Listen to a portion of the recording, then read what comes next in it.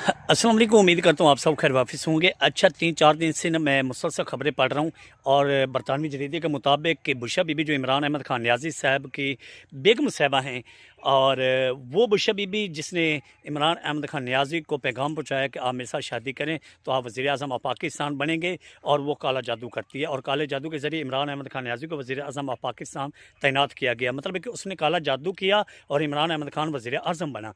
तो यार, अगर उसका काला जादू इतना ही चलता है और बरतानवी जरीदे को इतना कन्फर्म है और उसे पता है कि काला जादू जो है इसकी वजह से ही इमरान खान वज़ीर आज़म ऑफ पाकिस्तान बना। और वो जो अच्छा मज़े की बात है कि जो उसने बकरा लिया था, जिस बकरे का सर उसने मंगवाया बुशरा बीबी ने कि काले जादू में इस्तेमाल करने के लिए, वो बकरा भी पीटीआई का निकला।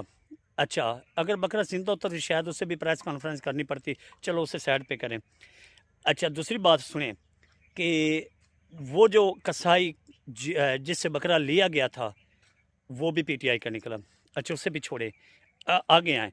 अगर यार वो वाक़ई ही काला जादू करती है, जो उसका ये काम था और काले जादू के ज़रिए इमरान अहमद खान नियाज़ी वज़ीर-ए-आज़म ऑफ पाकिस्तान बने हैं, तो यार ये फिर नून लीग कैसे तैनात हुई है? फिर पीपल पार्टी कैसे तैनात हुई है? हमारे ऊपर ये लोग किस तरह मुसल्लत हुए हैं? क्योंकि वो तो काला जादू करती थी। वो कोई इतनी बच्ची तो नहीं थी कि काला जादू, अगर काले जादू के ज़रिए इमरान अहमद खान नियाज़ी को वज़ीर आज़म ऑफ पाकिस्तान वो बना सकती है, तो यार इन लोगों से उसने इमरान खान की जान क्यों नहीं छुड़वाई? जेल से आज़ाद क्यों नहीं करवा सकी? अदम एतमाद क्यों हुआ? वो काला जादू वहाँ पे नहीं काम कर सका था? काला जादू अगर वो करती थी तो काले जादू के ज़रिए फिर वो इमरान खान को ना बचा सकी, पीटीआई को ना बचा सकी, खुद को ना बचा सकी।